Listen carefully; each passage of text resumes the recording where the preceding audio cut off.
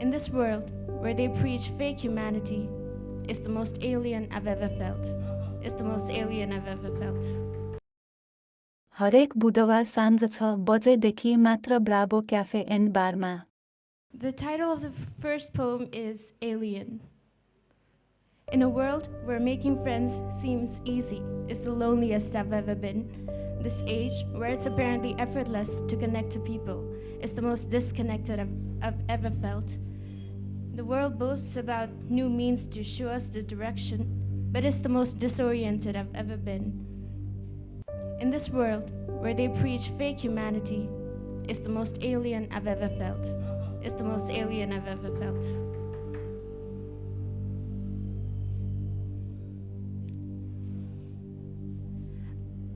This next one is not exactly a poetry because it doesn't rhyme, but there are some poetic elements to this prose. And it's called The Light and the Dark. People have a tendency to mistake happiness for the sunlight that kisses our skin during a clear weather. But the truth is that happiness is more like that bolt of lightning in the nighttime, which greets us with a blinding flash and disappears in the blink of an eye, leaving us with nothing but darkness, thunderstorms, and rainfalls to deal with. Now there's a short prose piece that that's essentially an excerpt from the novel that I'm writing. And this is titled Home. I wake up early, the crack of dawn creeping up on the unsuspecting masses. I knelt down to pray, but I scraped my knees before even having uttered a single mantra. The sun rises with ease, and the pigeons await my mother. She feeds the birds, and I pick up the worn-out broom that always sweeps out the aftermath of the disasters of last night. Shattered glass, scattered hearts, and blood. The broom mocks me this morning with a splinter, lest I forget last night. The afternoon sun hangs overhead with a luminous intensity, and I find myself at the shore, tracing cries of help in the sand. The sea greets me unannounced and washes away the letters, almost as if they never existed in the first place. Later in the afternoon, I submit myself to the forest. My entire body shakes violently as I attempt to climb a tree. My legs refuse to trust the branches, and the branches refuse to trust my legs, and we both fall. The scrapes on my knees don't hurt as much as God's indifference does. The splinter doesn't sting as much as people's unkind words do. The sea, leaving me destitute without those letters, doesn't make my heart ache as much as her reasonable inconsideration does. And the fall from the tree doesn't have the same impact quite as much as falling from grace does. The sun begins to set, and I stand upright, and I dust myself off, and I think to myself, it's time to go home. But wait, where is my home?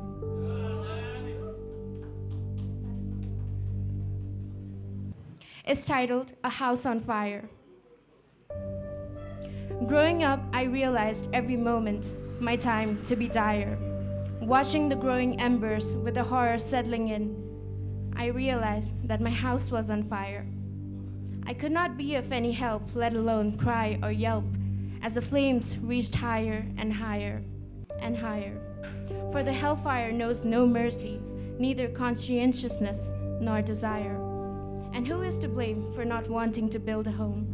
Darling, no one is willing to stay in a house that's on fire.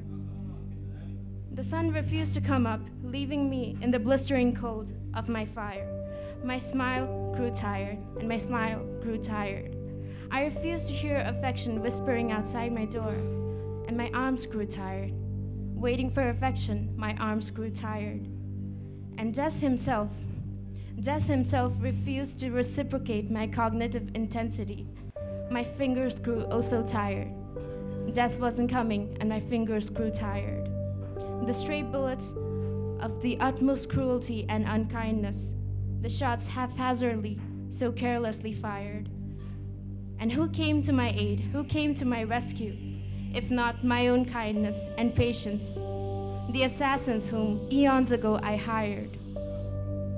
Break the bricks or build a home. I shall not falter and I shall not tire.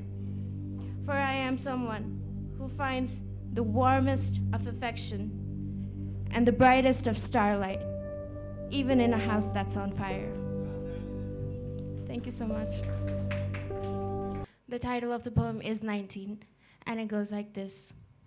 When every breakdown turns into a funeral, the tragedy, when every breakthrough after becomes a bittersweet eulogy, it is all but dedicated to every godforsaken pile of misery you used to be.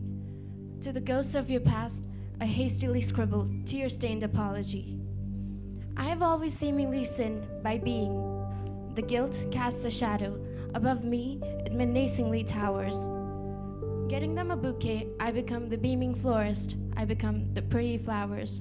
Watching the night sky, I become the dying stars. I become the meteor shower.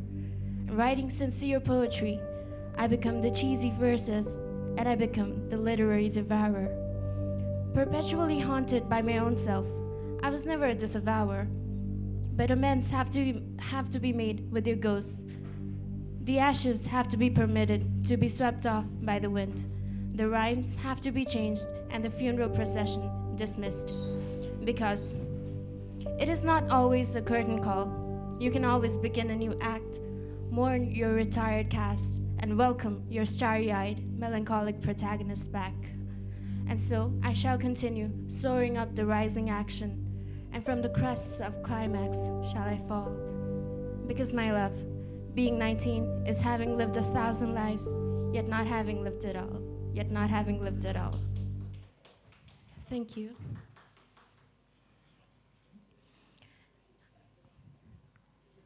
This is a prose, and I've tried to explain what I thought my purpose was at the age of 18 through an extended metaphor. There is this castle, hauntingly beautiful, and there are secrets there that would benefit people in the end. And I feel like only I can decode the meanings.